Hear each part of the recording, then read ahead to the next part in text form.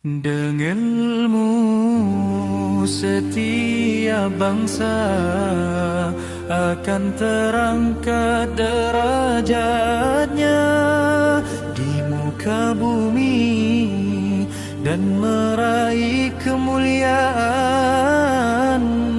di tengah bangsa-bangsa yang lain. Seseorang pun dapat melampaui para sebayanya jika bagian ilmunya lebih luas dan lebih dalam.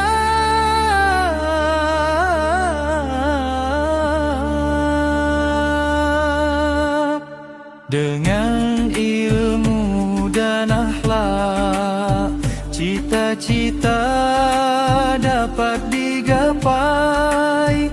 Maka jika engkau mencari ilmu, janganlah disertai kesombongan. Wahai generasi Arab mulia, bangkitlah dan majulah, belajarlah sebab kebodohan ada adong-gandangan paling hina. Jangan mencari kemuliaan dari selain ilmu, sebab tanpa itu kemuliaan akan cepat runtuh dan sirna. Inilah nasihat yang kutaburkan dengan sepenuh harap, bukan sekadar ujaran yang gugur tanpa jejak. Semoga ia beroleh penerimaan dari Sang Ilahi, agar tumbuh berbuah, menghidupkan makna dalam jiwa. Nasihatku ku persembahkan bagi seluruh kaum muslimin, namun secara khusus ku tujukan kepada bangsa Arab. Kaumku sendiri yang paling dekat di dada dan yang ku harapkan paling memahami. Dan khusus bagi keturunan Ali dan Fatimah, ku hadiahkan cinta yang melampaui segala cinta manusia. Buah ilmu dipetik dari taman mereka, dan dari rumah-rumah mereka kemuliaan diperjualbelikan. Ilmu syariat berakar dari asal-usul mereka, dari Muhammad sang Nabi dan dari Ali sang mulia. Wahai kaumku, mereka adalah guru dan akar kalian, dan seekor anak singa akan tampak dari keberanian tindakannya. Wahai kaumku, bersungguh-sungguhlah dalam ilmu, buktikan dengan amal, jadilah pribadi yang terang, bukan sekadar bayangan gelap. Adalah aib bagi keluarga Nabi jika kebodohan melekat, maka majulah, jangan kembali mundur ke belakang, ke lorong-lorong gelap yang pernah ditinggalkan zaman. Bangunlah kejayaan sebagaimana leluhur kalian membangunnya, hingga mereka menjulang tinggi di puncak kemuliaan.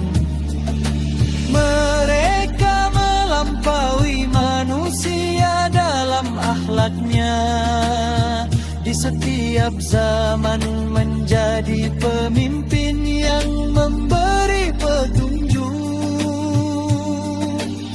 Ikutilah jejak mereka dan serupailah perbuatan mereka, hingga kalian pun meraih kemuliaan yang tampak nyata. Bumi akan subur bila disirami, dan akan melahirkan kebaikan serta tanaman yang menghijau.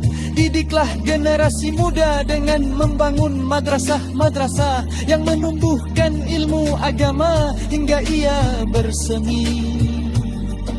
Mengapa madrasah-madrasah kini melemah dan berubah, hingga dari bintang tinggi turun mengganti dirinya dengan tanah rendah?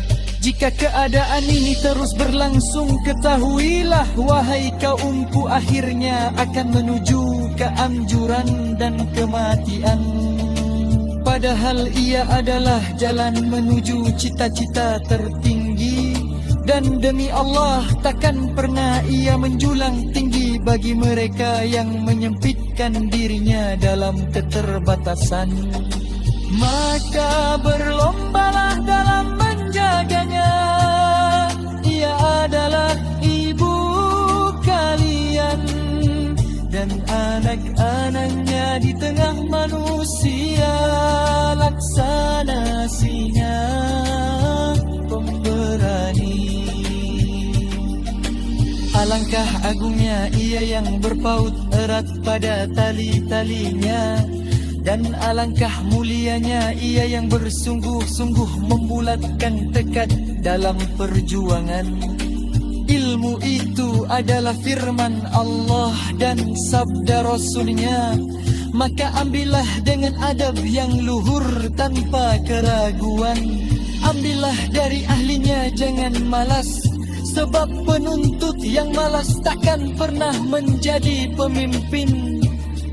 Dan siapa yang hanya mengambil dari lembaran tanpa guru, ia takkan mendengar kebenaran meski telah dijelaskan.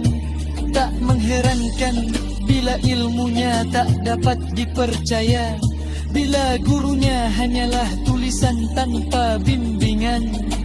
Inilah prasangkaku yang baik kepada kalian, bahwa kalian akan memilih jalan yang membawa manfaat sejati. Perdagangan itu takkan pernah merugi, keuntungannya abadi, berulang sepanjang zaman. Kepada generasi Al-Hairaat ku akhiri seruanku, semoga dari mereka lahir jiwa-jiwa yang bercahaya, yang memimpin pendidikan di setiap zaman. Sebab ia adalah jaminan kelapangan rezeki. Tidakkah kalian tahu sabda manusia terbaik? Aku diutus sebagai guru dan